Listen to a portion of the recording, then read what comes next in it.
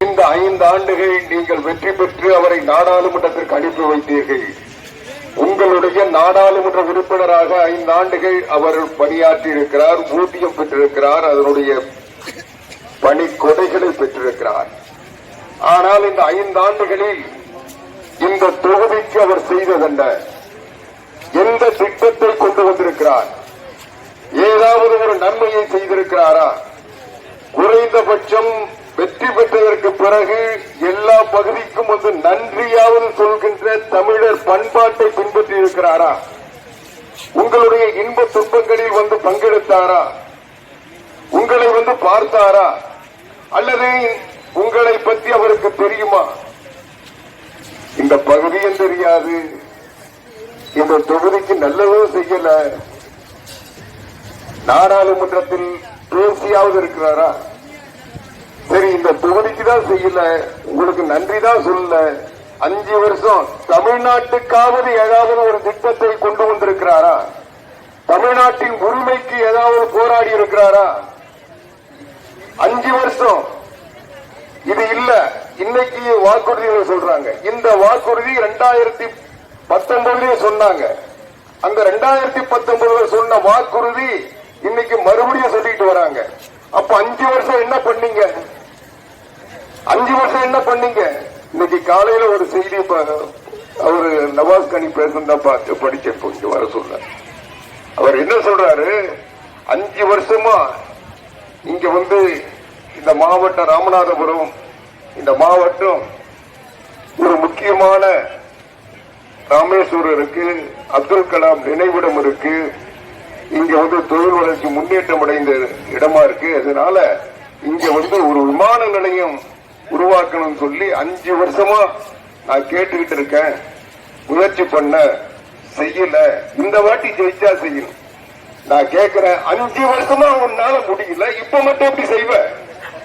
5 வருஷம் நீ நாடாளுமன்ற உறுப்பினரா இருந்து உனக்கு செய்ய வக்கில்ல, துப்பில்ல, திறமை இல்லை.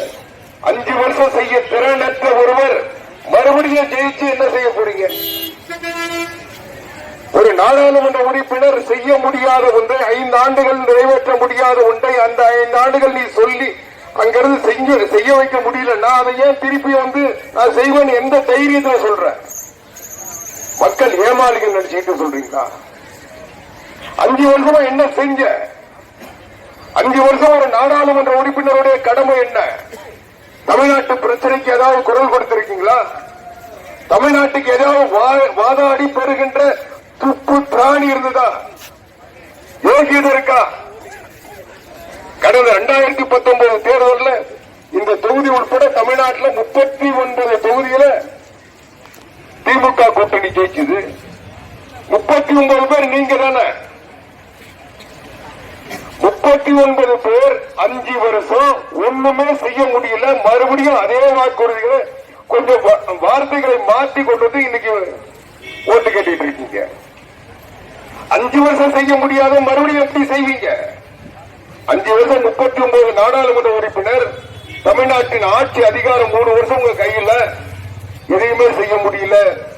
அப்புறம் எதுக்கு உங்களுக்கு எல்லா அதிகாரத்தையும் உங்ககிட்ட கொடுத்து பார்த்தாச்ச, எதையுமே செய்ய முடியலையே. நீங்க சொன்னா யாரும் கேட்கலையே. உங்களுக்கு அவங்க கேட்கிற மாதிரி சொல்ற துப்பு இல்லையே. மறுபடியும் எதுக்கு உங்களுக்கு பதவி? நீங்க சுகபோகமா இருக்கணும், கொள்ளையடிக்கணும், உங்களுடைய சொத்துக்களை பாதுகாக்கணும், உலகம் முழுவதும் இங்க இருக்கிற சொத்துக்களை கொண்டு போய் பதுக்கணும், அங்கிருந்து போதைப் பொருளை கடத்தணும், அந்த போதைப் பொருளை சர்வதேசத்துக்கு நாடுகளுக்கு அனுப்பணும். அதுக்கு நீங்க பாதுகாப்பா இருக்கணும். இதுதானே உங்களுடைய கொள்கை. 5 வருஷம் இதுதானே செஞ்சிருக்கீங்க. 3 வருஷம் ஆட்சி இதுதானே செஞ்சிருக்கு. மறுபடியும் எந்த முகத்தை வைத்துக் கொண்டு, எதை வைத்துக் கொண்டு வாக்கு கேட்கிறீர்கள்? நீங்க நினைச்சு பாருங்க. 2021 மு.க. ஸ்டாலின் சொன்ன வாக்குறுதி அத்தனையும் இன்னைக்கு மறுபடியும் ரிப்பீட் ஆயிட்டு இருக்கு.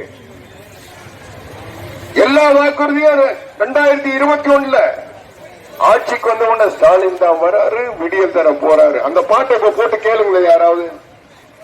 அங்கங்க பிளக்ஸ் போர்டு வச்சான், ஒளிரும் விளக்குகள் அப்படியே படிச்சு ஸ்டாலின் தான் வராரு, விடியல் தர போறாரு. போயிட்டு வைங்க எவனாவது திமுக காரன் 5 வருஷம் ஸ்டாலின் வந்து என்ன விடியும் தந்தாரு, எதை செஞ்சிருக்காரு? 2021 சொன்ன 520 வாக்குறுதிகளில் எந்த வாக்குறுதியை திமுக நிறைவேற்றியிருக்கிறது? ஒரு வாக்குறுதியை சொல்லுங்க. முழுமையா எதையோ நிறைவேற்றிருக்காங்களா? கேட்டா 98% நிறைவேற்றிட்டாங்களா? தமிழ்நாடு விடியல் தந்துட்டாங்களா? இப்ப இந்தியாவை காப்பாற்ற போறாராம். கூரையை கோடி பிடிக்க முடியாத வானத்தை கீறி வைகுண்டத்தை காட்ட போறானா? சிந்தித்து பாருங்கள். தமிழ்நாட்டு மக்கள் தான் இழிச்சவாய ஏமாந்து உனக்கு 3 வருஷத்துக்கு முன்ன ஓட்டு போட்டாங்க. இப்ப இந்தியாவில் ஏமாறதுக்கு, இந்தியாவை காக்கிறதுக்கு உனக்கு என்னது? தமிழ்நாட்டை காப்பாற்றுறதுக்கே வக்கு இல்ல, துப்பு இல்ல, திராணி இல்ல, தெம்பு இல்ல. ஒரு பொம்மை முதலமைச்சர் இன்னைக்கு போட்டோ ஷூட் நடத்திக்கிட்டு ஏமாத்திக்கிட்டு இருக்கு. இன்னைக்கு தமிழ்நாட்டில் எந்த பிரச்சனைக்கு தீர்வு கண்டிருக்கு? உங்களுக்கு நல்லா தெரியும். புரட்சி தலைவி அம்மா 2011 முதலமைச்சர் ஆனாங்க. 2011 முதலமைச்சராக சொல்ல கருணாநிதி 5 வருஷம் ஆட்சி நடத்தி 2006 இருந்து 2011 வரைக்கும் முதலமைச்சர் ஆட்சி விட்டு இறங்க சொல்ல தமிழ்நாட்டில் 18 மணி நேரம் மின்வெட்டு. தமிழ்நாட்டை இருட்காடாக்கி மின்சாரத்தை இல்லாம செஞ்சுட்டு போனது திமுக ஆட்சி.